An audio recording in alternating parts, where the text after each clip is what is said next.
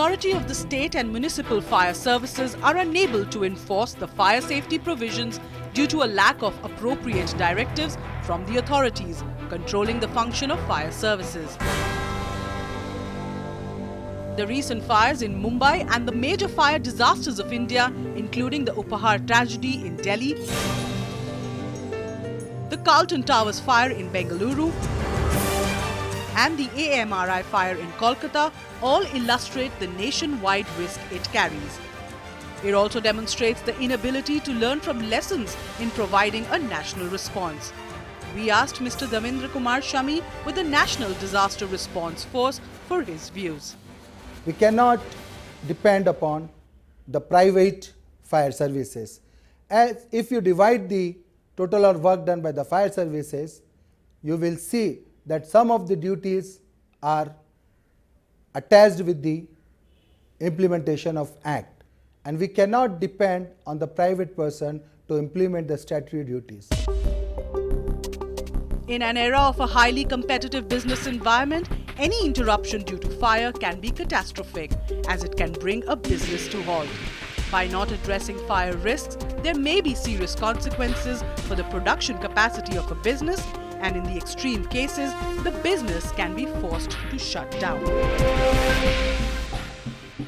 Hello and welcome to another episode of India Risk Report.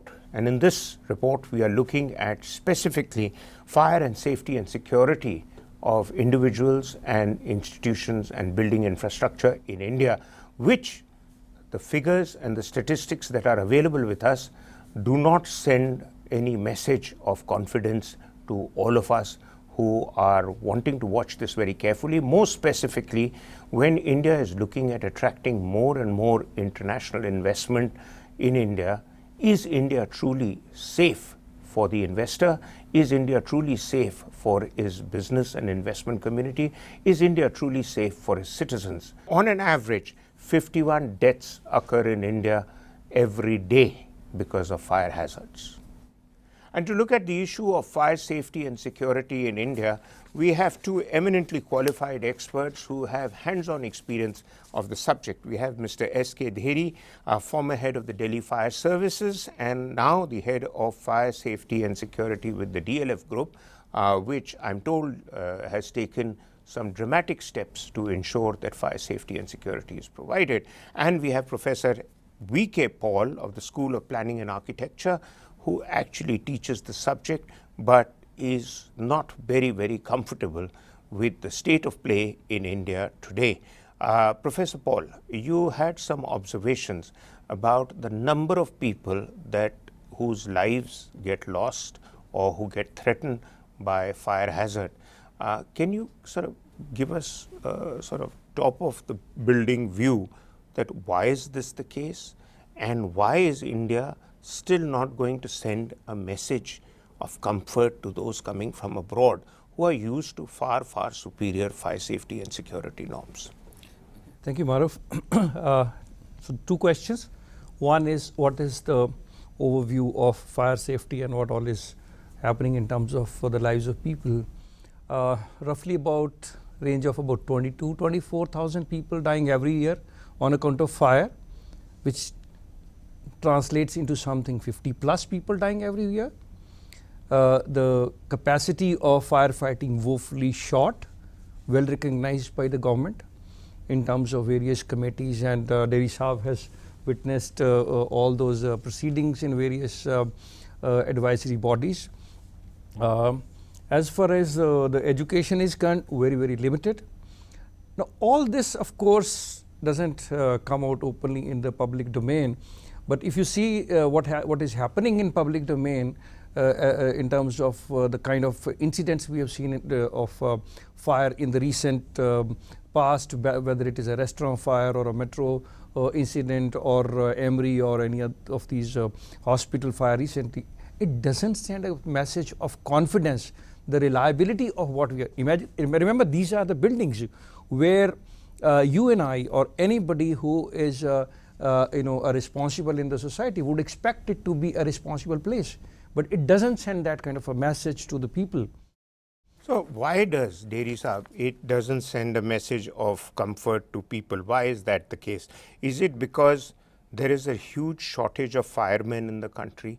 I mean, as per figures available to us, more than 96% of the people required as per the National Disaster Response Force and Civil Defense are short in terms of firefighting capability. There's a shortage of fire stations, there's a shortage of manpower, there's a shortage of firefighting and rescue vehicles. Now, clearly you have worn two hats. One is at the government level, today in the corporate sector. You were giving me to understand that things are much, much better in the private sector. So where does the shortage come from in the government sector? Is it just that you have a leadership at the top who are clueless and indifferent to doing what is minimum required for the people of the country, that everyone's just passing the buck, biding his time? In the corporate sector, I believe there are audits also, but in the government there are no audits worth the name. So, yeah, very true, but let me explain you slightly the scenario and the subject of fire part of it, See, the subject of fire happens to be a state subject, it's not a center subject, number one. Number two, strange are the priorities of the state from state to state, I would say. Because the fire services are functioning directly under the local bodies, most of the places. Of course, the government of India had suggested them way back in 1957. A draft fire service bill was sent by them and said, you kindly adopt this so that you can have state level fire services. And uniformity will come all over the country to have a fire services. But unfortunately, the act or the fire services were not taken over by the state government. Once the state government have started taking over, for example, I give you example of Delhi only. Delhi way back in 1984, we had only about 15 fire stations. Today we have 53 fire stations. You can see that the amount of growth which we had it in the number of fire stations and the number of personals also who are doing that job. But the question comes, what was the population of Delhi way back in 1984, and what is the population now? Over and above that, about 40 lakh people keep on shifting to Delhi every day in the morning and go back in the evening. So Delhi is already crossed over about 2 crore population as regards the Delhi is concerned. And when you see the total density of the population which is provided here, I think the highest density of any area, because the total area is around 1,484 square kilometer, and the density is more than 10,000 people per square kilometer, Right. I won't go into those details, but Professor Paul, look at the case of states. Maharashtra alone, an audit revealed that 78% of the budget allocated to buying fire safety equipment and rescue vehicles across the state between 2010-2015, the budget was not used up, right? So on one side you say it's a state subject. On the other side, the money, even if it's given to the state, they don't use up. Linked to it is another factor, which is the challenge of training fire personnel. That's where somebody like you comes in, the challenge of training fire personnel. Now, do you only train fire personnel when somebody has signed a document and said that I want to join the fire services? Why can't we incorporate more public-private partnerships for training of people? As another, it's like medical first aid. You have an emergency response mechanism in place by training people so that people can at least react to basic issues when they come up. See, there is a budget. I can make the budget available to you. Fundamentally, if you do not have a capacity to use that budget, where are you going to use it? Why? What about the capacity to buy equipment? You buy equipment, but where do you bring these trained firemen and the fire personnel? In this country, there's one professional fire college, Nagpur Fire College, that you would vouch for. Other than that, there are few training institutions. They're producing only lower level the firemen and that kind of people, and that the output is woefully short. But if you look at the deployment of these people on field, yes, there are increase in numbers over a period of time, but if you leave all that aside, how has the number of deaths because of fire have been controlled? If you look at the graph in last 10 years from say 2006 or whatever the data is available, the 22,000 odd people, it consistently maintains in 22,000, 24,000. Delhi, 300 to 400 people dying every year. So new codes So what's keep the coming. solution? What's the solution? So the solution is that you have to innovate. You mentioned about a very nice issue about the state issue, and Delhi Sahab also mentioned.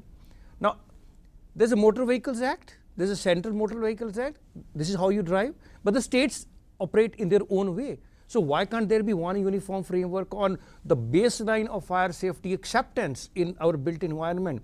And then the states, from their requirement, they work it out.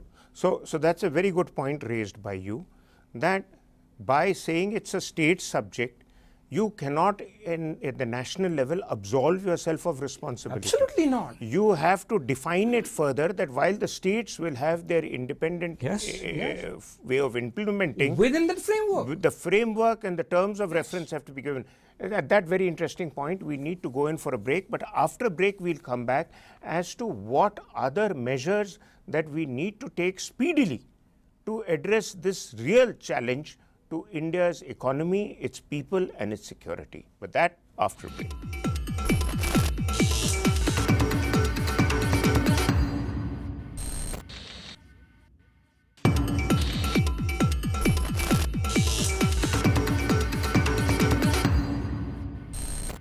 Welcome back. We are continuing to look at fire safety and security challenges to India and its society, its business and its infrastructure, and we continue to have our two distinguished guests with us. I go back to you, sir, Mr. Deri. You have experience in both fields with the government and now head of with the fire services and DLF. But what do you find are the big differences between how the government operates and how the corporate sector operates? And the second thing is that, do you feel that things didn't move fast enough at the government because of shortage of funds, or did you feel that there was a lack of understanding at the top leadership level that we need to speed up this process? See, let me make it very clear to you, as there's no doubt about saying that the process of finalization, taking decision in corporate sector is much quicker and faster, Right. I remember when I basically proposed the DLF, for setting up 3 fire stations of their own. It took them at about 2:30 I sent the note, and our chairman had approved everything. By 4:30 I got a message back that we go ahead with it and provide that fire station. Now, if it was the same procedure, I had to go to the government of India, it would have gone to 110 tables of different finance ministry and home ministry and whatnot, and finally they would have raised 110 queries, and it would have taken 2 years, 3 years before I could get the okay from them. Let's be very clear about it. I worked in a government department. Please clarify this notion of what is the top. The fire safety in this country for last 50, 60 years is such an important issue, something like 200 Boeings crashing equivalent, and we cannot even define who the top is which will take decision. But that's the hallmark of That's the the bureaucracy. problem. That's so the hallmark of the bureaucracy. And get some support and want some decision or some clarification or some policy, where do you go? Paul Saab, that is the hallmark of bureaucracy. That the buck will not stop at his table; it will keep going around, so that you cannot ever nail them, and they are just basically passing the file around. But let's go back to the subject again. Now the question is that once we set up the fire station and the art of firefighting equipment which we proposed and we acquired it, we were the first one in the country to have that sort of equipment. Nobody in the state government had ever had that sort of equipment, number one. Number two, today we have almost about 253 qualified fire officers working in DLF complexes around the clock. Number three is that we are getting the audit done from international parties and from the reputed auditing body from internationally, where we spend a lot of money on that and make sure that all the compliances with regard to safety is concerned, and we are doing much more than what is prescribed in the book.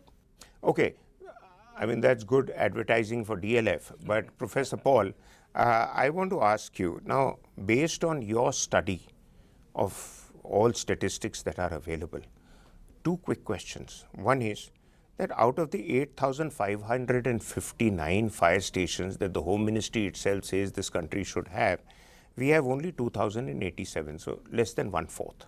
The second thing is, here we've just been educated that DLF's got 253 firefighting officers. So there's no shortage of people wanting to come forward and take this responsibility. What did you find in your studies is a reluctance or the reluctant factor in people coming forward to join this force? Why are we short of people?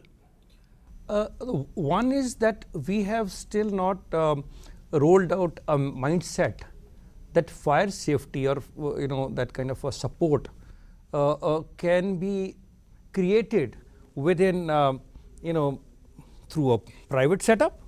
Say for example, Delhi Greater Clash. So why can't the local setup, they themselves can manage a few things?